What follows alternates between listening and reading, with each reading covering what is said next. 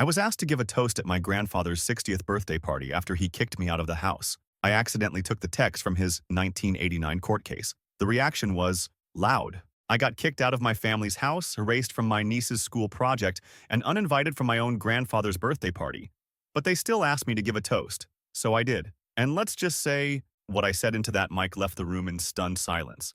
And the fallout? Oh, it's only just beginning. You ever get hit in the face by your own name? Like literally, your name, sharpied on a piece of paper, flapping in the wind on a rain-splattered suitcase. That's how I came home. Not a hug, not a warm light in the window, just a soggy bag and my name like a caution sign. Lucas, age 27. Apparently no longer a resident of the house I used to call mine. I should back up. I hadn't been home in years. Not because I didn't want to, just life. I left at 20 for what I thought was going to be a couple months away. Turned into years. I still called, sent money when things broke, paid half the phone bill sometimes, helped out with repairs when Todd couldn't figure out how to fix the water heater. They never asked, but I always felt like I had to. That's just what you do when you still want to be part of a family. My mom's the kind of woman who talks about energy alignment before she asks how your day was. She's been into crystals and chakras and all that since I was a kid. I used to think it was harmless. I'd joke about it. She'd smile like I didn't get it, and we'd move on. Todd, my stepdad, was more of a background character. Quiet, orderly, the kind of guy who'll correct your posture mid-hug and call it protecting his peace. And Maya, my stepsister. She's 21 now. Barely looks up from her phone when you talk to her. We used to be close when we were younger, but after I left, it was like I stopped existing to her. I kept reaching out, texted her every birthday, sent her a necklace when she graduated high school. Never even got a thank you. So yeah, I thought I was doing everything right. I let them know weeks in advance I'd be coming back. Texted, called, even emailed. Maya sent me a thumbs up emoji. Todd replied, "Sounds good." My mom, radio silence. But I figured maybe she was just busy aligning her aura or whatever. I landed late, thanks Delta, and finally got to the house around midnight. I was tired, my bag was heavier than I remembered, and I just wanted to collapse into my old bed. Instead, I saw my duffel bag waiting for me like I was an Amazon return. No porch light, no open door, no one waiting up. I rang the bell. Nothing. Knocked, still nothing. I texted Maya, "Hey, I'm here. Read receipt." No reply. Tried the door. It was unlocked. Inside, the house smelled like lemon cleaner and incense, which was new. Everything looked cleaner, more curated, like someone had staged it for a magazine shoot. Todd was in the kitchen, scrolling his phone at the table like I was the Uber Eats guy. "Hey," I said. He looked up. "Your stuff's outside. We're full up." That was it. No, "Welcome back." No, "How was your flight?" Just, "We're full up." I just stood there, stunned. Maya wandered out, glanced at her phone, barely acknowledged me. "Mom's upstairs. She wanted you to see her before you go." Before I go, like I was a package with a pickup window. I walked upstairs. My heart was pounding, and I didn't know why. It just all felt wrong, like I had stepped into a house that looked like mine but didn't know me anymore. I got to my old room. Door still had my faded "Keep Out" poster on it, but now there was another sign taped over it. All caps. Underlined twice. "Storage room. No access." I tried the handle. Locked. Knocked. Nothing. My mom came out of her room, robe on, hair in a towel. She didn't hug me, didn't even smile, just held out a tiny envelope like she was checking me into a Holiday Inn. "Here's your voucher. You'll have to stay at the Cedar Lodge tonight." I stared at her. "Why?" "We've moved on," she said. "We don't need your issues poisoning the energy in this house." I didn't even know what that meant. I asked, "Can I at least see my room?" She sighed like I'd asked for a kidney. "It's a storage space now. You can't bring your negativity in here. It took years to get this house peaceful again. You've been gone for years, Lucas. Don't make this harder." And then she turned and shut the door. Click. Locked. I knocked again. Nothing. Maya breezed past me. "You're making this weird." Todd, downstairs, still scrolling. I asked if I could at least crash on the couch. That's where I stretch in the mornings. I asked about my stuff. "It's outside," he said, and then he walked past me, water bottle in hand, out the garage door. Slam. Lock. So I picked up my bag. My clothes were damp. I stood at the edge of the porch, looking back. The porch light flicked off the second I stepped off. I walked to the motel. The lady at the desk didn't even ask for ID. "You must be Lucas," she said. "Your mother called." So yeah, this was planned. That was night one. There's more. So much more. But for now, just know, I'm not letting this slide. They want cold? I'll show them what cold really looks like. I didn't even unpack at the motel. Just stared at the ceiling, still in my jeans, wondering if I'd actually imagined the whole thing. Like maybe I'd wake up and my mom would be calling to say it was all a joke, a miscommunication, some weird dream with a punchline. But the only thing that came in was a text at 7:12 a.m. from Maya. Make sure you don't show up later. Grandpa's party is invite only this year. That was it.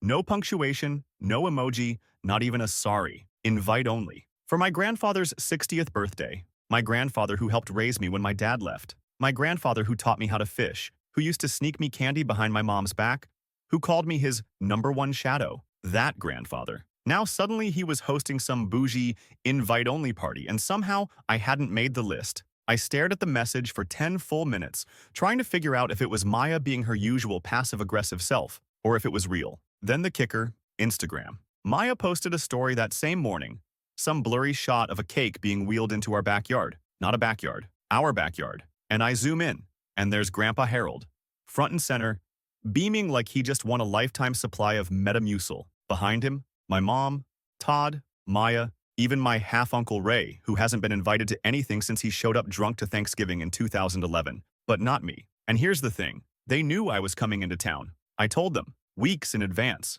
They didn't just forget. They planned around me, deliberately. That's when the pettiness started boiling up inside me. Not just anger, not just hurt, something colder, sharper. I wasn't going to rage or cry. I was going to take a deep breath, smile, and wait. Because I still had something they needed. I still had the toast. See, my mom asked me to speak at Grandpa's party months ago, back before I booked my flight, back when we were still pretending everything was fine. She said, it would mean so much to him. You always had a way with words. She never followed up, never officially canceled it. So when I got the automated email from Maya's boyfriend, who was apparently in charge of the guest experience, confirming the speech schedule and noting my time slot for family tributes, I realized they hadn't removed me from the program, just from the house, and that's when I made a choice. I didn't reply to Maya's text. I didn't call my mom. I didn't even call Grandpa. Instead, I opened an old folder on my laptop, the one titled Harold 1989 Case Documents. See, when I was 16, I had to do a genealogy project for school. I interviewed my grandpa for hours, dug through his old photos, documents, even some weird legal stuff he kept in a dusty box in the attic. Back then, I didn't understand most of it, but he let me scan everything. Said, a man should keep his records. History matters. What he didn't realize was that I still had all of it, including the court transcript from 1989, when he was charged with perjury, obstruction of justice, and some shady land deed stuff he later got dismissed on a technicality. The kind of technicality that looks a lot like guilt with a good lawyer. Now, let me be clear, I wasn't planning anything, yet, but when you erase someone from your life like they're mold on a bathroom tile, you better make damn sure they don't have access to your secrets. So yeah, I went shopping that day, got a new shirt, fresh haircut, rehearsed a couple lines in the mirror. I even made sure I got a nice card and signed it, with love, your shadow. And when Saturday rolled around, I showed up right on time. They hadn't removed me from the RSVP list after all. I walked through the gate like I belonged there. Because I did. Todd froze mid-laugh when he saw me. Maya turned the color of skim milk. My mom? She went rigid like she'd just seen a ghost with a grudge. But Grandpa? He stood up from his folding chair, arms wide, like nothing was wrong. There's my boy, he shouted, and I hugged him. Because no matter what came next, no matter how loud it got, I wanted him to remember that it started with love, even if it wouldn't end that way. You know that feeling when everyone's watching you but pretending they're not? Like you can feel the tension crackling in the air but everyone's trying to keep their smiles laminated and polite? That was me walking up to the mic. Grandpa's 60th was in full swing. The backyard was packed. Balloons, rented chairs, one of those fake wood stages they use for PTA meetings. There was a table with barbecue sliders, a cooler full of LaCroix, and a printed Harold's Legacy banner fluttering above the heads of half-drunk cousins. And I was the third name on the program under Family Tributes. Maya introduced me, barely. She just said, and now Lucas will say a few words, like she was calling up a barista at a hostage negotiation. I stepped up, adjusted the mic, smiled. I could feel my mom's eyes drilling holes in my skull. Thanks, Maya, I said. Hey everyone, I'm Lucas, Harold's grandson, apparently still part of the family. A few nervous chuckles. But today's not about me. It's about celebrating 60 years of Harold. 60 years of stories, hard work, and character. I paused. Deep breath. I actually found something special to share with you all. It's from 1989, a year some of you might remember as the year the Berlin Wall fell, The Simpsons debuted, and Harold gave some of the most heartfelt testimony of his life. That got a laugh. My mom shifted in her seat. Todd sat up straighter. Maya stared, blinking like a confused AI bot. I pulled out a folded paper. Not dramatic, just careful, like I was handling something precious. In his own words, Harold once said, I may have signed that land transfer without reading the second page, but I did it to protect my brother. Family comes first. The laughter stopped. I went on. The land was never about money. It was about legacy. And sometimes you bend the truth a little to protect the people you love. Dead silence now. You could hear the neighbor's wind chime 3 houses down. Grandpa was frozen, like stone, just staring at me with this unreadable expression. And I kept going. Harold also said, "You can call it lying under oath, or you can call it surviving a system built to break honest men." And I think that really speaks to who he is. Resilient, fiercely loyal, willing to do whatever it takes to protect what matters. I folded the paper. "Happy birthday, Grandpa. Thanks for teaching me the power of words." I stepped away from the mic. Maya's mouth was literally open. My mom's hand clutched her wine glass like it was a stress ball. Todd muttered something under his breath, but I didn't care. "Grandpa," he stood, walked toward me. I braced for impact, some kind of old man fury, maybe even a slap. But instead, he took the paper from my hand. "Read it?" Really read it. Then he said, "Where the hell did you get this?" I smiled. "From your attic. Remember? You said history matters." The room didn't clap. They didn't boo either. It was just stunned silence, like I'd thrown a firecracker into a meditation circle. Then someone from the back, a cousin maybe, clapped. One, then another. A few scattered awkward claps. Confused, hesitant, but real. I didn't stay long after that. Maya hissed, "What the hell is wrong with you?" As I passed her, I just shrugged. My mom didn't say a word, just sat there with her wine, jaw tight. "But Grandpa?" He called after me. "Lucas?" I turned. He said, "That was risky, but honest." I nodded. "I'm proud of you for not forgetting." And for a second, I swear, it almost felt like we understood each other again. Almost. But then I left, because I wasn't going to wait for the knives to come out. Update 1. Okay, South wow. I wasn't going to post an update this soon, but holy hell, y'all. The fallout from that speech hit like a pipe bomb in a yoga studio. And some of the DMS I got? One person straight up called me a spiritual arsonist, which I might get tattooed if this saga gets any weirder. First of all, shout out to whoever commented, "This is some Succession-level family drama." Made me snort coffee. You get it. Anyway, here's what's happened since the toast that turned Grandpa's 60th into a courtroom flashback. I left the party right after I spoke. Didn't stay for cake. Didn't say bye. Just walked down the street in my dress shoes like I was doing a walk of shame for my own family. But by the time I got back to the motel, I had 9 missed calls. Maya, my mom, even Todd, who normally communicates in sighs and grunts, tried ringing me. One voicemail from Maya just said, "You're so dead. Cute." I ignored all of them. Then came the texts. My mom's first. "Lucas, what did you think you were doing? That wasn't your story to tell." Todd chimed in with, "You humiliated your grandfather in front of everyone. This is unforgivable." And my personal favorite, from Maya, naturally, "Hope you're happy. You broke Mom. Grandpa's not even speaking to us. He left with Aunt Rachel and hasn't returned any of our calls." Yup, turns out Grandpa didn't stick around either. He apparently got up during the next speech, Caleb's, which, according to a source, was just 3 minutes of "You're the best, Gramps," and walked out. Took the folder I gave him, drove off with my Aunt Rachel, who's been weirdly distant from the rest of the family since like 2015. I haven't spoken to him directly, yet. But get this, Aunt Rachel DM'd me on Facebook. Yes, Facebook. She still uses Bitmojis. She said, "That took guts. He needed to hear it. We all did. Call me when you're ready." So yeah, something is definitely cracking open here. The perfect family glass case? Shattered. As for me, I went full ghost mode again. No responses, no engagement. Just watched from the sidelines as the group chat, which I still haven't left for purely scientific reasons, exploded. Screenshots included, my mom writing, "We need to do damage control before Thanksgiving." Maya saying, "Can we just pretend it didn't happen?" Todd replying, "We should have changed the program." And meanwhile, me? I slept better than I have in months. I'm not saying I burned it all down, but I definitely lit the match and walked away slow-motion movie style. Anyway, I'm still piecing together what I want to do next. Rachel wants to talk. Grandpa might be off the grid. And the family? They're scrambling. I'll update again once the next domino falls. Because, oh boy, it will. I didn't expect to hear from him. Not directly anyway. But 3 days after the party, while I was halfway through microwaving the motel's free breakfast burrito, a war crime in tortilla form, my phone rang. Unknown caller. I almost didn't answer. Thought it might be Maya calling from a burner, or Todd pretending to be a concerned neighbor. But something in my gut said, pick up. So I did. "Lucas," the voice rasped. "You got a minute?" "Grandpa." I froze. Literally forgot to breathe for a second. He sounded tired, like someone had scraped the last few layers off his soul and left him raw. Yeah, I said. "I've got time." He was quiet. Then, that speech. That was bold. Here we go, I thought. This is the part where he cuts me off, disowns me, maybe threatens legal action over 30-year-old court documents. But he surprised me. You were right, he said. About a lot of it. I've spent too many years pretending none of that happened, that it didn't shape who I became. But I never expected to hear it spoken out loud. Not like that. I sat down on the motel bed, burrito forgotten, heart hammering. Was it too much? I asked. He exhaled. It was overdue. Turns out Grandpa did leave the party with Aunt Rachel.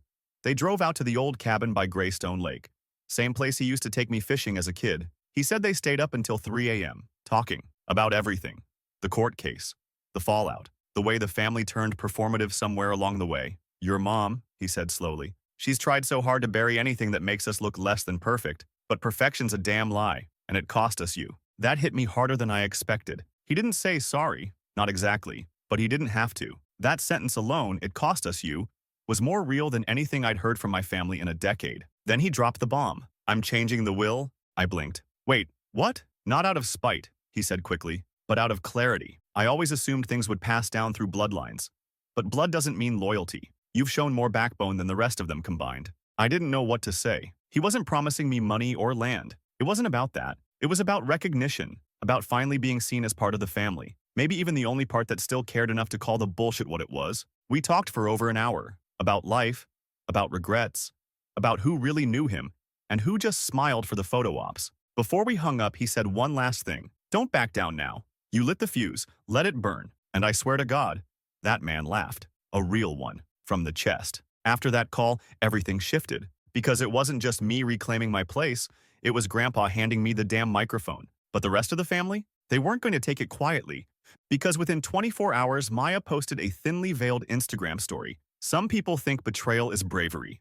LOL, okay. My mom sent me an email with the subject line, "You've embarrassed yourself." And Todd, he texted me this gem. "You want to play games with the will? Don't cry when it backfires." I didn't reply. I just smiled. Because they still thought this was about money. They still didn't get it. And that's what made what came next so much sweeter. So I didn't plan the second act of revenge. Not really. It started small, more like a late-night impulse after a couple beers and too much scrolling. I was lying in bed, back in my sad little motel room, flipping through an old external hard drive I'd brought with me. Mostly junk. Old school essays, bad poetry, a folder full of memes from like 2013. But then I found it, a backup of Grandpa's scanned photo albums. See, back when I was the family's unofficial tech support, emotional punching bag, I helped him digitize his whole collection. Thousands of photos, labeled, tagged, sorted by decade, most of them boring. BBQs, fishing trips, Christmas mornings, but some of them? Some were gold, and some were radioactive. There was one in particular I remembered because it almost caused a fight the day we scanned it. Maya, age 14, at a party she'd snuck off to. Red Solo cup in one hand, middle finger in the other, making out with a guy who definitely wasn't the study group partner she claimed. At the time, Grandpa just laughed. "Kids will be kids," he said. But my mom? She flipped. Tried to delete it right then and there, but I'd already saved the backup. Now, a decade later, I had it again, along with a few others. Todd smoking something suspicious in the garage. My mom at some weird retreat, topless but painted with chakra symbols. And several screenshots from group chats over the years where they absolutely dragged family members behind their backs, including Grandpa himself. Like I said, I didn't plan anything. But the next morning, I found myself uploading a few select gems to a private Google Drive folder titled Real Family Moments. Then I sent one link to Grandpa. No context, just the link. And within 2 hours, I got a reply. It was a voice message. And let me tell you, there's nothing more satisfying than hearing a 60-year-old man cackling uncontrollably through your AirPods. He was losing it, gasping for air. At one point, he wheezed out, "That Todd photo. I knew it," I replied. "Thought you might appreciate some behind-the-scenes footage." He responded the next day with a single sentence. "Bring that flash drive to Thanksgiving. We're shaking the damn table this year." I almost dropped my phone. Meanwhile, back at dysfunctional HQ, things were unraveling fast. My mom emailed me a formal request to remove my speech from YouTube. Spoiler, I never uploaded it. Maya blocked me on everything. Todd left me a voicemail that started with, "Listen here, you little," and ended with, "You'll regret this." But you know who did reach out? Paisley, my 9-year-old cousin, Maya's daughter. She found my number somehow and sent the most heartbreaking text I've ever seen. "Mom says we can't talk to you anymore, but I miss you, and I liked your speech." I stared at that message for like 20 minutes. Then I texted back, "I miss you too, kid. Always here, even if I'm not invited." Because that's the real tragedy of all this. Kids inherit the drama without understanding the war. But I'm not done. Thanksgiving's coming. And if they thought the toast was bad, they're gonna love the slideshow. Update 2. Alright, y'all.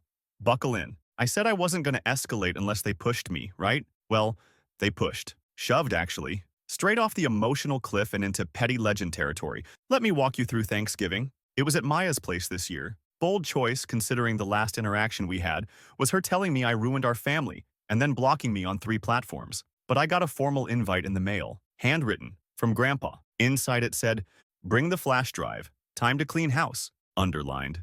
Twice. So I showed up, black button down, calm energy, flash drive in my jacket pocket like a loaded weapon. The room was tense. Mom greeted me with that tight smile people use when they'd rather spit than say hi. Todd didn't even look up from carving the turkey. Maya blinked at me like I was a hologram glitching in her living room. Grandpa? He was glowing. He gave me this nod, like it's go time. So after we ate, tense, silent, with exactly one "so how's work?" asked by a 4th cousin trying to fill the void, Grandpa stood up, clinked his glass and said, "Before dessert, I want to show something special." The projector was already set up, family memories folder queued up on his laptop. But what played wasn't Maya's curated highlight reel of vacations and staged smiles. It was my slideshow. It started innocently enough. Photos of Grandpa and me fishing, old birthday shots, baby pics. Everyone relaxed. They thought this was normal. Then came the first slide, text message screenshot. My mom to Maya, last year. "If Lucas asks about Christmas, just say we're out of town. I can't deal with his energy this year." Gasps. Actual gasps. Next slide. Photo of Todd lighting up in the garage, 2016. Captioned, "Meditation, probably." Then, video clip of Maya, drunk, singing something that definitely wasn't PG at age 16. Grandpa just sipped his wine. You could hear a pin drop. Then came the pièce de résistance, a family group chat, screenshot from this year, weeks before the birthday party. Mom, "Should we just not invite him? Less drama." Todd, "Agreed. He always brings a weird vibe." Maya, "I'll just say it's invite only. He won't come anyway." I paused the slideshow right there. Everyone stared at the screen like it had just declared war. Then Grandpa stood up again and said, "I've let a lot slide in this family. I've stayed quiet, smiled through the fakery, but not anymore. Lucas has shown more integrity in a year than some of y'all have managed in decades. And if that makes you uncomfortable, good." He turned to me. "Thanks for bringing the receipts." Dessert never happened. Maya left the room in tears. Todd slammed a cabinet so hard a drawer popped open. My mom just sat there, trembling. And me? I packed up the flash drive, thanked Grandpa, drove home listening to Fleetwood Mac like I was the main character in the best kind of mess. So yeah, that happened. And I regret nothing. It's been 3 weeks since the Thanksgiving slideshow, 3 weeks since the facade cracked wide open and everyone got a good long look at the rot underneath. I figured I'd feel triumphant, victorious, avenged maybe. Instead, I just feel free, but heavy. Let me explain. The day after the incident, as Maya dubbed it, in a passive-aggressive Facebook post, yes, she unblocked me just to block me again after, the group chat died, not quietly. Todd removed himself with a dramatic, "I'm done." Maya renamed it Broken Branches. My mom hasn't messaged anyone directly, not even Grandpa. She's been emailing, though. Oh boy, has she been emailing. 5 emails in total. First one was rage. "How could you humiliate us like that?" Second was guilt. "Do you have any idea what this is doing to my blood pressure?" Third was bargaining. "If you apologize, we can fix this." Fourth was denial. "Your grandfather is old. He doesn't know what he's saying." And the fifth? The fifth was just a subject line. "We were just trying to protect you." No body, no signature, just that. I didn't reply to any of them. Grandpa, on the other hand, has been texting me memes, unironically. Mostly boomer humor, sometimes weirdly dark. One had a skeleton saying, "Waiting for fake people to be real." And he captioned it, "Thanksgiving vibes." He's changed. Or maybe he's just finally being honest. We've met up twice since. Once for coffee, once at the cabin. Both times he looked 10 years younger, lighter, like blowing up the family mythology took a weight off his chest he never knew was there. He's serious about the will. He's cutting out the pretenders. Not out of spite, he says, but clarity. I believe him. He's given Maya, Todd, and my mom the option to make amends. So far, none have taken it. The most unexpected twist? Aunt Rachel called me last night. She said, "Your mom thinks you ruined everything. I think you saved something." I asked, "What did I save?" She paused. Then, "Yourself." Look, I don't know what comes next. I don't know if I'll ever spend another holiday in that house or if I'll ever hear Maya say something that isn't dipped in venom. I don't know if my mom will ever see me as more than a disruption in her carefully curated narrative. But I do know this. I'm done begging for space at a table I helped set. I'm done shrinking myself to fit inside someone else's story. And if being the problem means refusing to let fake smiles smother real pain, then yeah, I'll be the problem, happily. So here's to the erased, the overlooked, the ones edited out of family trees and birthday speeches. We may not be on the poster board, but we write the damn legacy. Lucas?